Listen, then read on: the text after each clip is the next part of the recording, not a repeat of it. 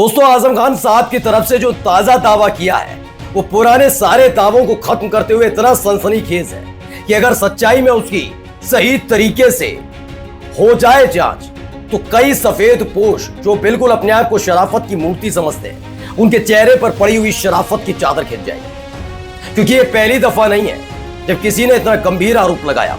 ऐसा ही आरोप एक और बड़े व्यक्ति ने लगाया। अपने इंतकाल से 10 दिन पहले ऐसा ही आरोप लगाया था जो आज आजम खान ने लगाया। और यह आरोप किसी और पर नहीं है, सरकार की सरपरस्ती में चलने वाले कारागार प्रशासन पर है, जेल विभाग पर है कि कैसे जेल विभाग क्या वाकई कुछ लोगों को, चुनिंदा लोगों को स्लो पॉइजन खाने में मिलाकर जेल के अंदर दे रहा है। क्योंकि यही आरोप मुख्तार अंसारी ने भी लगाए थे अपनी इंतकाल से तकरीबन 10 दिन पहले, लेकिन उसको अनसुना कर दिया गया। और क्या हुआ, जैसे ही अस्पताल से वापस लौटे जेल के अंदर वैसे ही उनका इंतकाल हुआ। अब ऐसा ही एक आरोप आजम खान ने लगाया है। इन आरोपों की अगर जांच हुई तो यकीन मानकर चलिए कई लोग लपेटे में भी आ सकते हैं। नमस्कार, मैं हूं प्रज्वल गौतम और आप देख रहे हैं खबर चौक। सबसे पहले हमें समझना होगा कि इस तरह के आरोप क्यों लग रहे हैं, कैसे ये एहसास हो जाता है कि स्लो पॉइजन है। स्लो पॉइजन का मतलब ये नहीं होता कि आपने खाया पिया कुछ और उसके बाद तुरंत इसका इफेक्ट हो। दरअसल जब आप कुछ खाते हैं तो आपने एक चीज महसूस की होगी, किसी चीज से आपको एलर्जी होगी, किसी भी चीज से।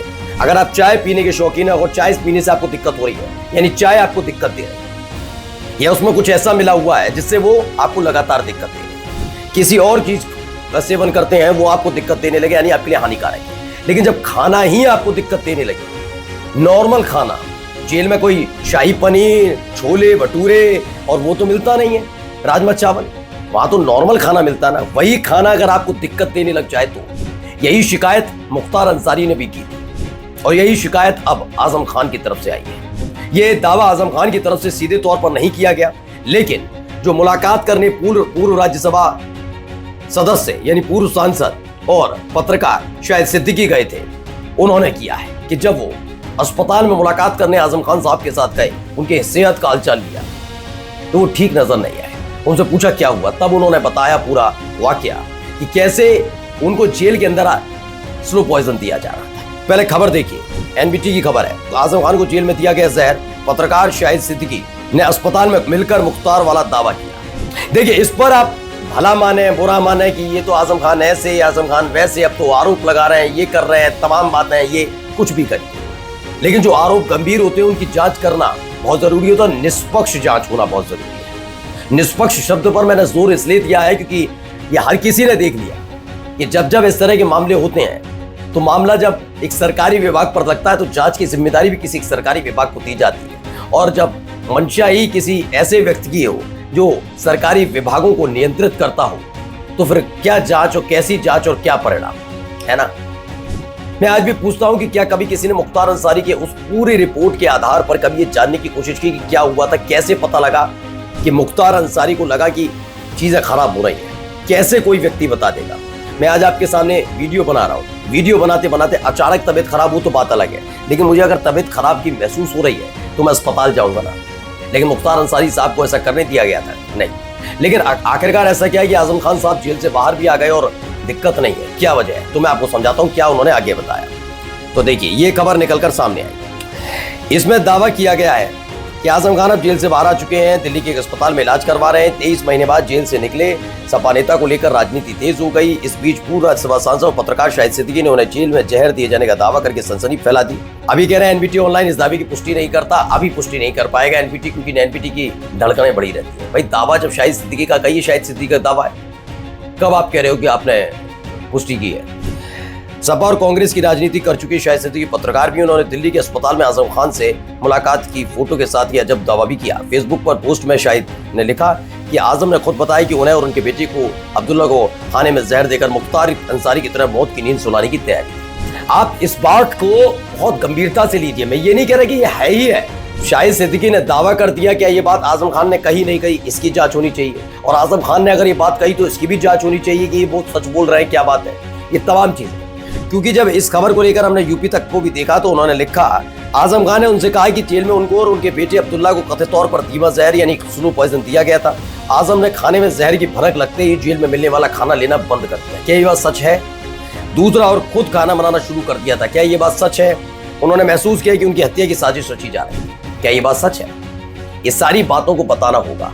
3 से 4 बड़े पॉइंट है जिस पर बात करनी होगी, क्योंकि आजम खान को लेकर सरकार कितनी बेचैन थी ये किसी से छिपा नहीं है। जब एक व्यक्ति, एक राजनीतिक व्यक्ति जिसे जेल के अंदर ठूसा जाए और 100 से ज्यादा मामले दर्ज कर लिए जाए और उनमें से कुछ ऐसे मामले हो जिसे लेकर खुद कोर्ट टिप्पणी कर दे कि आपकी मंशा ऐसी लगती है कि आप आजम खान को कभी जेल से बाहर आने देना नहीं चाहते, तो ये अपने आप में बताता है कि सरकार की आंखों में कितना चुभ रहे थे आजम खान। ये आजम खान ही थे जिनके जेल जाने के बाद पश्चिमी उत्तर प्रदेश, खास तौर पर रामपुर में अपने पैर जमाने में कामयाब रही बीजेपी। वो आकाश सक्सेना जो आजम खान के खिलाफ एक के बाद एक मामले दर्ज करा रहे हो, बहुत सारी चीजें थी उनसे जुड़ी, वो बेचैन होंगे ना। अब आजम खान बाहर आ गए, चुनाव अगला जो हुआ, चुनाव हारना तय, ये बात तो स्पष्ट है ना। होगा नहीं होगा, बड़ा बेचैनी रहती है भाई मन में सबके। अब यही यहाँ पर स्थिति है। ये बात तो सच है कि योगी आदित्यनाथ की सरकार, राम ने क्या बोला पूरी जिम्मेदारी के साथ, योगी आदित्यनाथ की सरकार आजम खान से मोहब्बत तो करती नहीं है, ये तो स्पष्ट है। जैसे जैसे मामले लगाए गए थे इस तरह के मामले बताइए लगा दिए गए और कोर्ट ने टिप्पणी भी की। अब मैं बात सरकार की नहीं कह रहा हूं, लेकिन कौन वो शख्स है जो उनको धीमा जहर दे रहा था? मैंने कहा ना 2 से 4 5 6 पॉइंट है। पहला पॉइंट ये कि आजम खान ने वाकई ये दावा किया है या नहीं किया है। क्या वाकई ये बात पत्रकार शाहिद सिद्दीकी से कही नहीं कही, ये देखना चाहिए कि शाहिद सिद्दीकी से उनकी बात हुई। क्या आजम खान इसका दावा करेंगे? जब उनसे मुलाकात होगी पूछा जाएगा उन्होंने कहा नहीं कहा। अगर कहा है तो वाकई इसमें कितनी सच्चाई है, इसकी जांच के लिए क्या किया जाएगा, दूसरा सवाल है। तीसरा ये कि जो दावे हैं कि खाना लेना बंद किया, खुद खाना बनाना शुरू किया, क्या ये बात सच थी?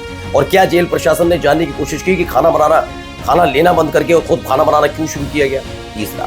चौथा ये सवाल है कि अगर वाकई इसमें सच्चाई पाई जाती है तो कार्रवाई के नाम पर क्या करें? क्योंकि पहला मसला नहीं है ना, मैंने कहा ना मुख्तार अंसारी के साथ भी यही हुआ। मुख्तार अंसारी साहब ने अपने इंतकाल से 10 दिन पहले, आपको मालूम होगा, पंजाब की रोपड़ जेल से लाया जाता है, बांदा जेल में बंद कराया जाता है। गोदी मीडिया के लिए जश्न का माहौल था, गाड़ी यहाँ पहुंची, गाड़ी वहां पहुंची, वहां पर मूत्र विसर्जन हुआ, वहां से फिर गाड़ी आगे निकली, यहाँ पेट्रोल पड़ा, कितने लीटर पेट्रोल पड़ा, सारी जानकारी दी थी मीडिया ने। लेकिन जब मुख्तार अंसारी ने आरोप लगाया था कि उन्हें स्लो पॉइजन दिया जा रहा था, तो दावा कर रहे थे सब। सरकार के इर्द गिर्द घूमने वाले ये पत्रकारों से ज्यादा उम्मीद मत रखिएगा आज। लेकिन सवाल पूछना लाजमी है कि क्योंकि जब तक कोई भी हो, मैं तो कहता हूं आरोपी छोड़िए, कोई दोषी भी होगा तो उसके साथ ये करना गलत पाया जाएगा।